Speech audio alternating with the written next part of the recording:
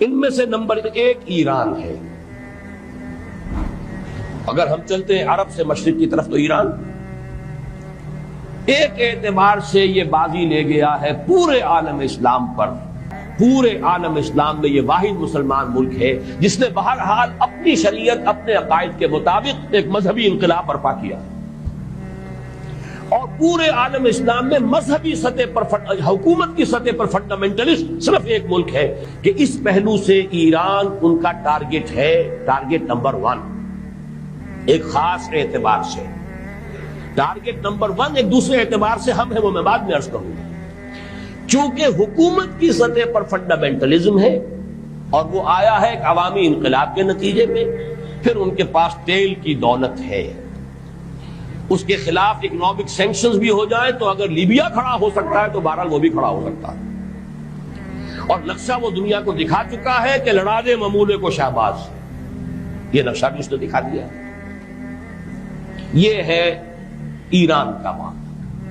Number 2 Pakistan. Pakistan 400 برس کی تجدیدی مساعی کا امین ہے، امانت دار.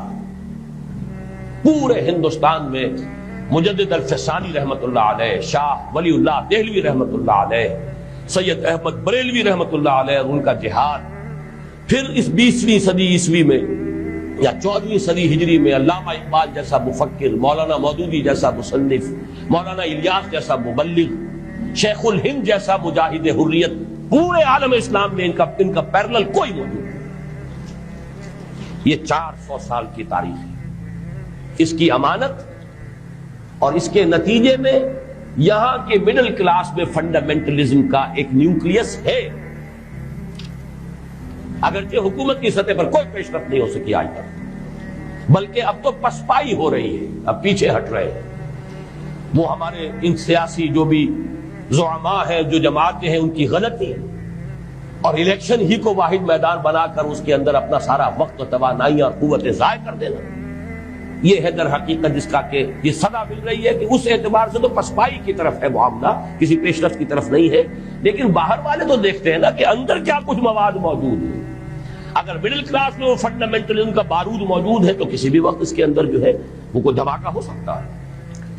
دوسری بات جو ان کے لیے ایک اعتبار سے ٹارگٹ نمبر 1 ہمیں بنا رہی ہے وہ ہمارا ایٹمک نو ہاؤ.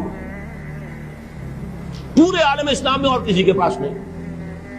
اسلامی بم اگر بنے گا تو یہی بنے گا. یہ ہے مختلف اسباب جس کے بنا پر ایران اور پاکستان کو آپ بریکٹ کر لیجئے. یہ اس نیو ورلڈ آرڈر کا جو ٹارگٹ نمبر 1 ہے، ایک اعتبار سے ایران ہے، ایک اعتبار سے پاکستان.